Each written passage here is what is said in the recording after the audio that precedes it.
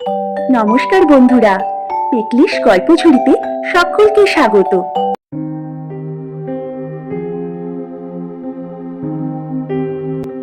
এক ছিল তাঁতি, সে যেমন গরিব তেমনই সাদাসিধে। তাঁতির পড়শি ছিল এক নাপিত। নাপিতের বেশ 2 পয়সা ছিল, কিন্তু দুষ্টু বুদ্ধিতে তার জুড়ি ছিল না। তাঁতি সময়ে অসময়ে প্রায়ই নাপিতের কাছ থেকে টাকা পয়সা ধার নেয়। ধার শোধের সময় নাপিত তাঁতিকে দরদ দেখিয়ে বলে, আহা, তোমার টানাটানির সংসার বাপু, এত কষ্ট করে এত তাড়াতাড়ি দেনা শোধের দরকারটা কি? আরে তোমার কাছে 2 দিন টাকাটা থাকলে আমার তো আর মার যাচ্ছে না। আসলে কিন্তু নাপিতের মনে দুষ্টুমি। দেনাটা বাড়তে দিলে তার দায়ে 2 দিন বাদে তাঁতির ভিটে মাটি নিলাম করে দখল নেওয়ার সুযোগ হবে। এই ভিটেখানার ওপর নাপিতের বরাবরই লোভ। এটা পেলে তার বসত বাড়ির বাহার খোলে। তাই নাপিতের মনে ফন্দি, কিসে তাঁতিকে ভিটে ছাড়া করা যায়। একবার দেশে ভারী আকাল পড়ল। তাঁতি একের পর এক ধার করে, কিন্তু নুন আনতে পান্তা ফুরোয়, কিছুতেই কিছু কুলোয় না। মনের দুঃখে তাঁতি একদিন নাপিতকে বলল, শিল মশাই, জন্মভর তো খেটেই মলুম, সুখের মুখ তো দেখলুম না। টাকা ছাড়া সংসারে সুখ কই? কিসে টাকা হয় বলতে পারেন? তার পারিনে, টাকা মিলে তপস্যায়, টাকা করি জকের ধন কিনা। তপস্যা করে জক দেবতাকে খুশি করতে পারলে টাকার আর দুঃখ কি? তপস্যা করে জক দেবতাকে খুশি করা, সে আবার কি? আরে তা জানো না তুমি? ও সব শাস্ত্রের কথা, তুমি জানবেই বা কি করে? এখান থেকে 12 কোষ দূরে ওই জঙ্গলটার ওই ধারে এক পাহাড় আছে, তার নাম যজ্ঞেশ্বর। সেই পাহাড়ের মাথায় বাঘমুখ এক গুহা আছে। ওই গুহা হলো জগ দেবতার স্থান। মঙ্গলবারে যে অমাবস্যা হয়, সেই অমাবস্যার নিশোত রাতে জগ দেবতার নামে বাঘমুখ গুহার দুয়ারে সুয়াশের চাল আর 1 ফানা কলা তার ভোগ দিতে হয়। তারপর 3 দিন 3 রাত উপসী থেকে ঠাকুরের কাছে টাকার বর মানতে হয়। দেবতার দয়া হয়তো নবাব বাদশার হাতি ঘোড়া সব তোমার দুয়ারে বাঁধা।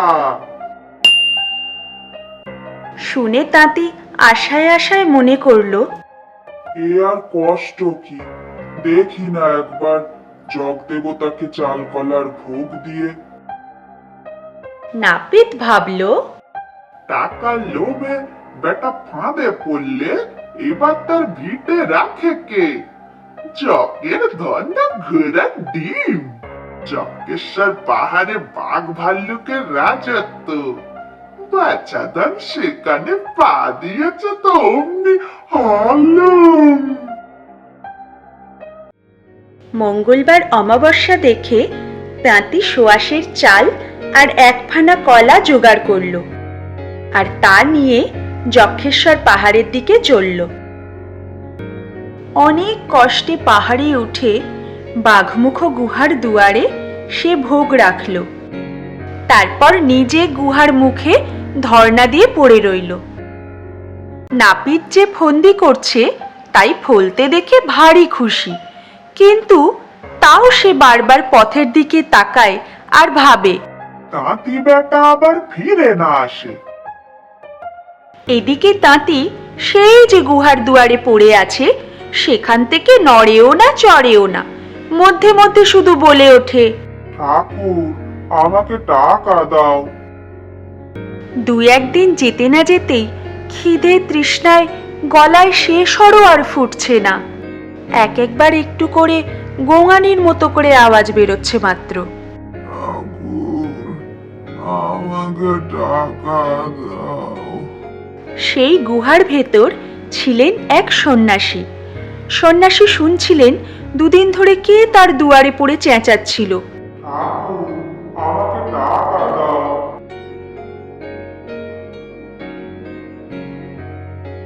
সেই কথা থেমে গিয়ে এখন শুধু একটা গোঙানিই শোনা যাচ্ছে। সন্ন্যাসী তাড়াতাড়ি বাইরে এসে দেখেন কে একজন মরার মতন পড়ে রয়েছে। তিনি তাঁতিকে সযত্নে উঠিয়ে বসালেন। তাঁতি ভাবল সত্যিই বুঝি তার ওপর জগদেবতার দয়া হয়েছে। সে সন্ন্যাসীর কাছে কেঁদে বলল, ঠাকুর গো, আমি বড় গরিব, কিছুতেই পেট চলে না, দয়া করে আমাকে টাকা দিন। সন্ন্যাসী তাঁতির মাথায় হাত রেখে তার দিব্য শক্তি দিয়ে সব ব্যাপার বুঝতে পারলেন। তারপর তাঁতিকে হেসে বললেন, আমি কোনো ঠাকুর দেবতা নই, আমি একজন সামান্য সন্ন্যাসী, টাকা পয়সার ধারদারি নেই, তবে একটি শঙ্খ আছে, তোমাকে দিচ্ছি, নিয়ে যাও। শঙ্খটিকে চোখ বুজে উত্তরমুখ হয়ে 3টে ফুঁ দিয়ে যা চাইবে তাই পাবে, কিন্তু সাবধান বাপু, বেশি লোভ করো না। এই বলে সন্ন্যাসী তাঁতিকে শঙ্খটি দিলেন। আর সন্ন্যাসীর কথা মতো শঙ্খটি জামার ভেতর লুকিয়ে তাঁতি মহা ফুর্তিতে বাড়ি ফিরল। তাঁতিকে আবার ফিরতে দেখে নাপিতের তো দুঃখের সীমা নেই। তার উপর তাঁতির মুখে হাসি দেখে তার তো মনে জ্বালা ধরল। তাঁতি কিন্তু সোজা সরল মানুষ হলেও সন্ন্যাসীর কথা মতন শঙ্খের খবর কাউকে বলছে না। নাপিত তো শুধু ভাবছে ব্যাপার কি, আর রোজ তাঁতির ঘরে উঁকি ঝুঁকি মারছে। একদিন নাপিত লুকিয়ে দেখে তাঁতি একটা শঙ্খে ফুঁ দিল, আর তার সামনে কোথা থেকে এক থালা মিষ্টি পড়ল। দেখে তো সে অবাক, এমন ব্যাপারও হয় নাকি? এই দেখে সে হিংসে ছটফট করে মরে আর কি। আর তক্ষুনি মনে মনে ফোন দিয়াটে যেভাবেই হোক শঙ্খটাকে হাত করা চাই। একদিন সুযোগ পেয়ে নাপিত তাঁতির শঙ্খটা চুরি করল।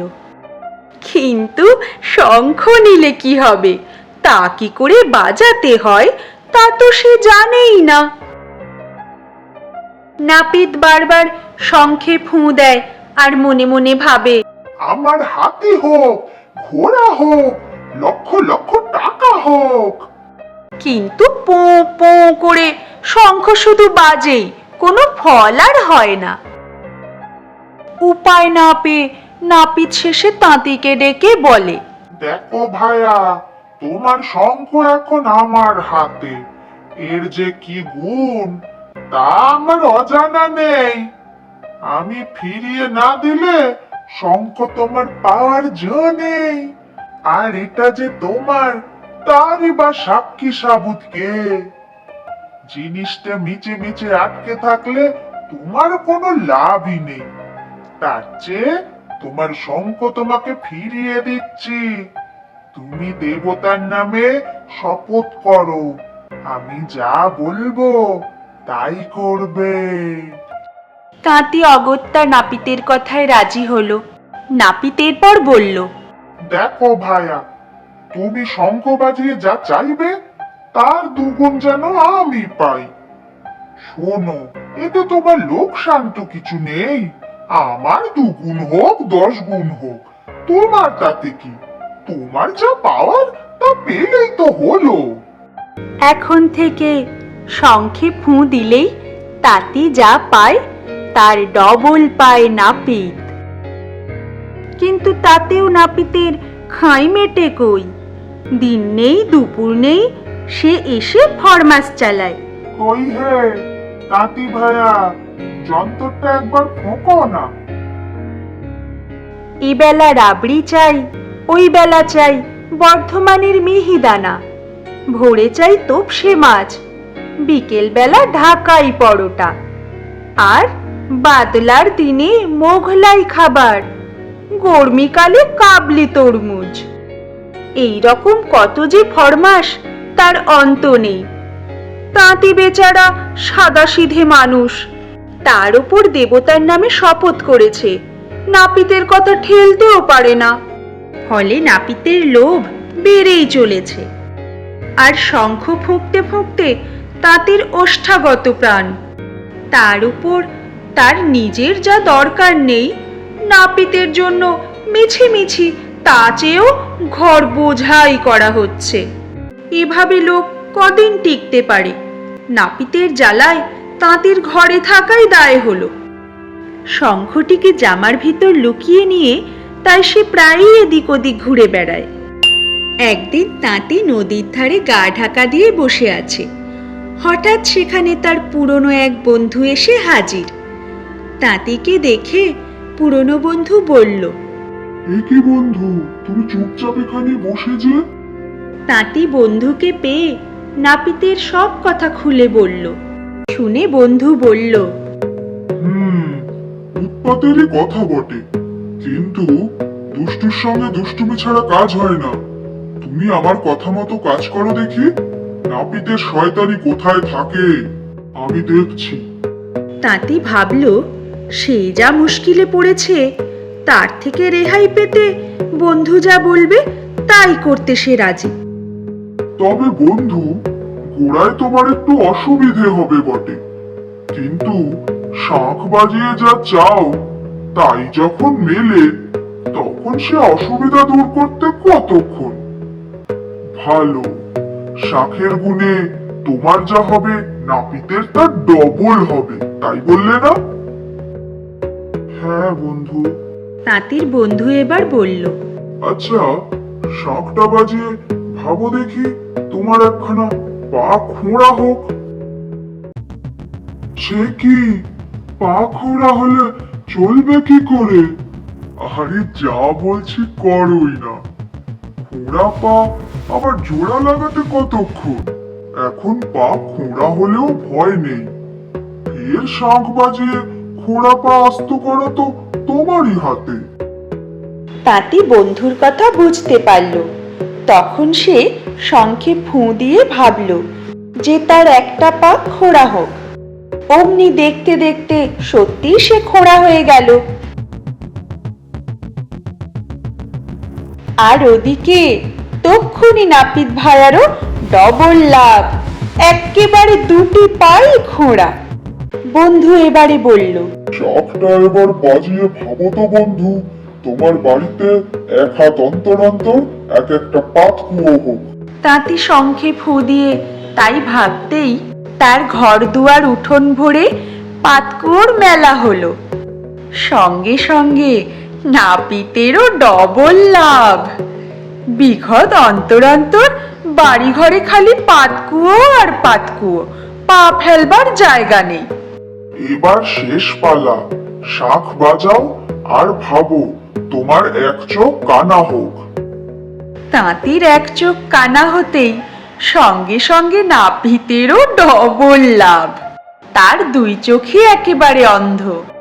নাপিত এতক্ষণে তাঁতিরই দুষ্টুমি এটা সন্দেহ করে গজরাচ্ছিল আর ভাবছিল কোনো রকমে খুঁড়িয়ে খুঁড়িয়ে গিয়ে বেটার নাগাল পেলে হয়।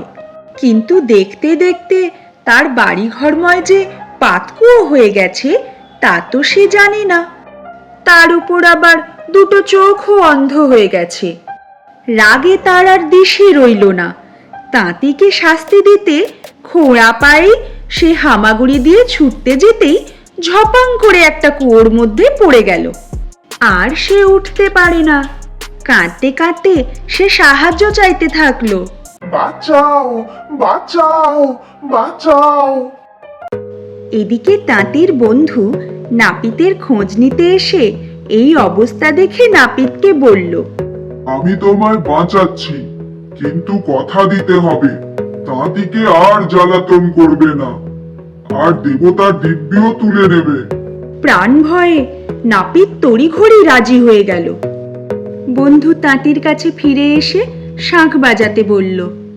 শঙ্খের গুণে এক এক করে তাঁতি আর নাপিতের পা ভালো হলো, চোখ ভালো হলো, আর বাড়ির পাতকুয়োও বুঝে গেল।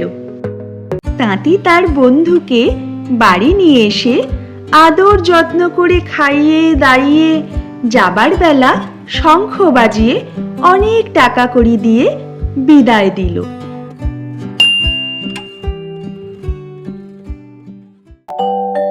গল্পগুলো তোমাদের কেমন লাগছে জানিও কিন্তু। ভালো লাগলে লাইক, কমেন্ট, শেয়ার আর অবশ্যই সাবস্ক্রাইব করো।